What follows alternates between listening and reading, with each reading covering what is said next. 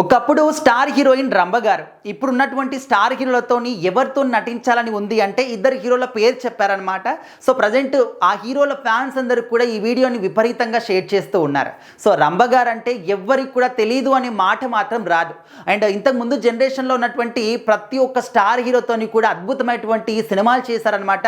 బాలకృష్ణ గారు కావచ్చు, వెంకటేష్ గారు కావచ్చు, చిరంజీవి గారు కావచ్చు, ఆల్మోస్ట్ అందరు స్టార్ హీరోలతో కూడా, నాగార్జున గారు అందరితో కూడా సినిమాలు చేశారు. అండ్ అవి కూడా సూపర్ డూపర్ హిట్ సినిమాలు చేశారన్నమాట.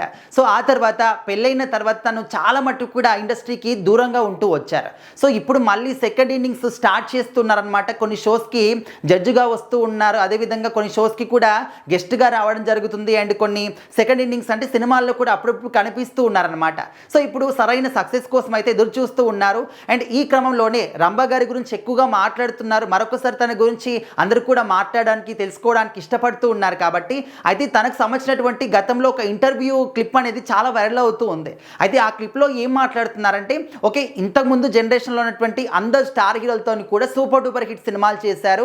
ఇప్పటికి కూడా ఆ ముద్ర ఎవర్ గ్రీన్ హీరోయిన్గా మీరు ఉండిపోయారు. మరి ఈ జనరేషన్లో ఉన్నటువంటి యంగ్ హీరోల్లో మీ ఫేవరెట్ హీరోస్ ఎవరు, ఎవరితో నటించాలనుకుంటున్నారని చెప్పేసి అడిగినప్పుడు తను మాత్రం ఇద్దరు హీరోల పేరు చెప్పింది. ఒకరు సూపర్ స్టార్ మహేష్ బాబు గారు, ఇంకొకరు రెబల్ స్టార్ ప్రభాస్ గారు. సో వీళ్ళ సినిమాలు నేను ఎక్కువగా చూస్తూ ఉంటాను. అండ్ వాళ్ళంటే నాకు చాలా ఇష్టం. వాళ్ళతో పాటు చిన్న ఛాన్స్ వచ్చినప్పటికీ కూడా ఖచ్చితంగా నేను నటిస్తాను. సో ఆ ఒక్క అవకాశాన్ని మాత్రం అసలు వదులుకోను అని చెప్పేసి రంభ గారు చెప్పుకొచ్చారన్నమాట.